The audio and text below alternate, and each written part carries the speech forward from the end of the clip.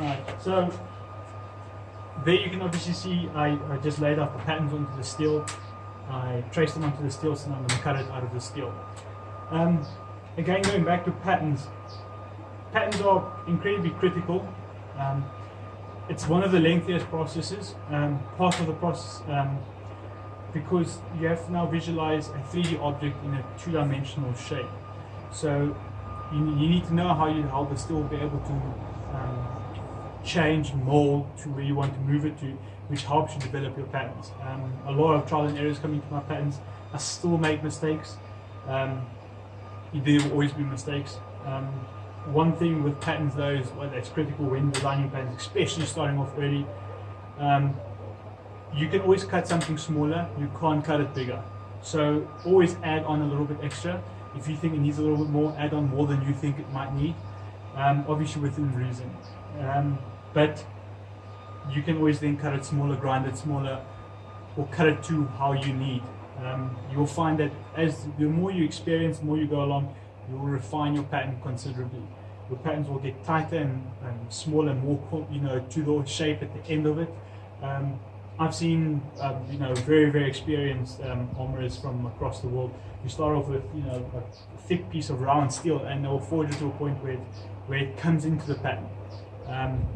That's how good they are at moving the steel around and everything like that.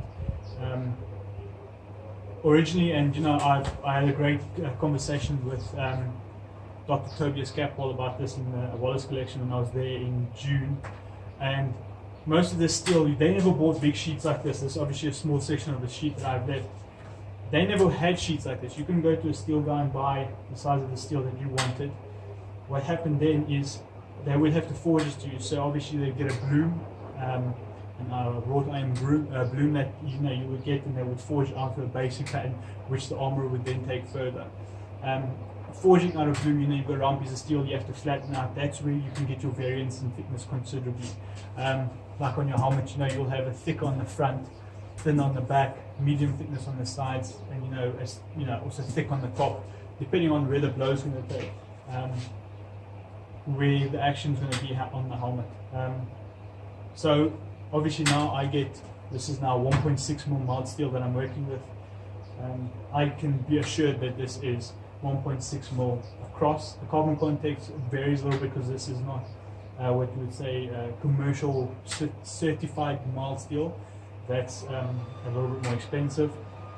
But this is what I make do with. My steel thickness range from 1.2mm thick, 1.6 I have 2mm, and then the thickest I have is 2.5mm. And the strength is amazing. But I'm going to go ahead and cut this now. So yeah, let's skip to that. It's very important. PPE. Don't want steel bits in your eyes. This stuff makes a heck of a noise. And the smallest piece of steel will shred skin like a hot knife through butter.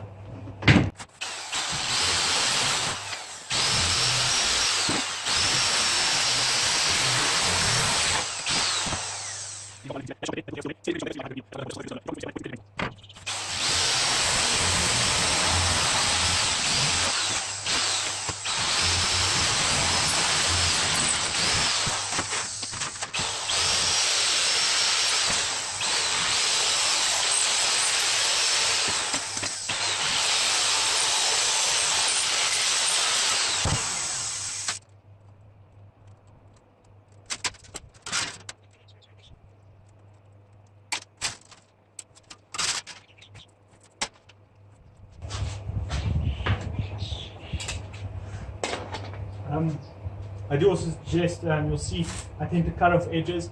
You leave out pieces that stick out here on the side. You walk into it, again, gouges into your skin. Terrible. That it's like serrated edge. It will cut into you very bad. Also, you leave it there if you have animals. Someone walks into your workshop, they don't rip themselves to put bits on the ends of your steel. Yeah, now it comes up to cleaning up the edges. Again, I want to move over to pattern laying out. Just things as I notice. one thing you also learn, try and save space. You want as little offcuts as possible. So you play around where your patterns fit in. It's not always the easiest to fit in patterns like this on a flat piece. You're always going to have a bit of offcuts. But again, that's quite simple finding out which is the best fit, most efficient fit for it. Find this works, just a regular ball peen hammer. Coming along the edges. So you'll see how it's bumped up here, that's from the cutting obviously. I want to smooth that out, flatten it out.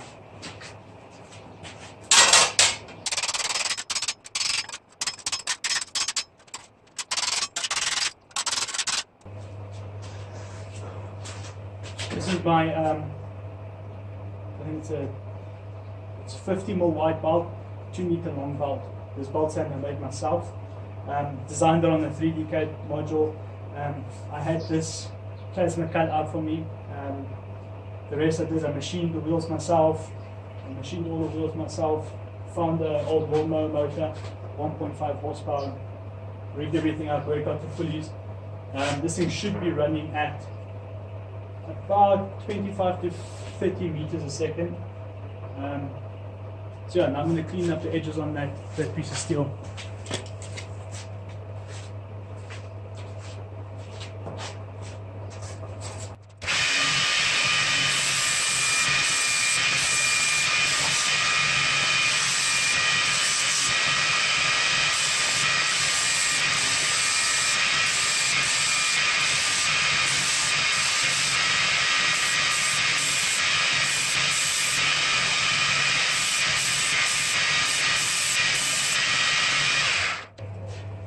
Okay, now because these edges here are too sharp, if you're going to stick it into the bolt stand, it's going to cut the bolt.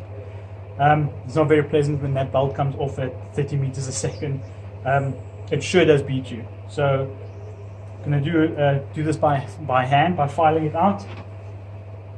Age-old technology still works the best. Just going to file it out smooth, and then I might finish it up on the bolting.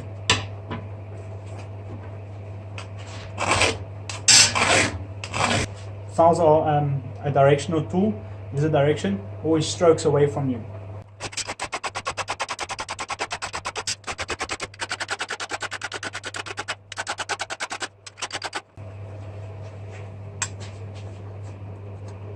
See those little specks there?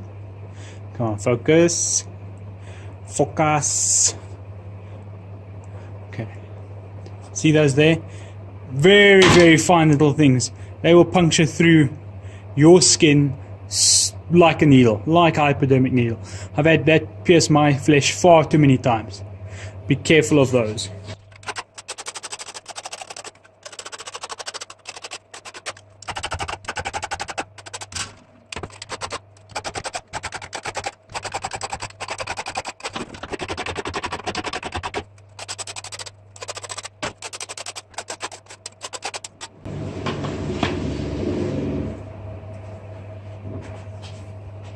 Okay, so much cleaner edge now. It's not perfect. This edge will be rolled up so it will fit underneath the brim of the helmet.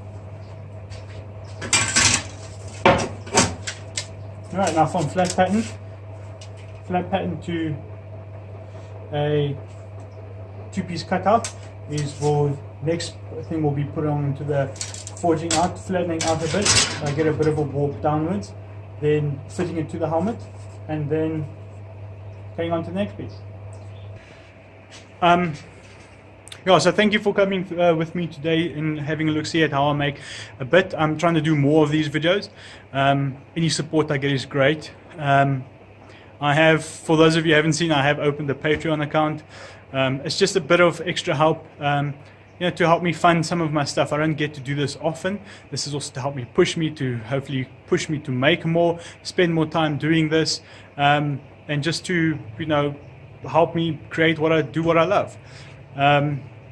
So please, if you want, you can join on Patreon, give me some money per month to help me do this go on forward with this, and then otherwise join with my videos, comments, ask questions. I don't mind answering any questions that anyone wants.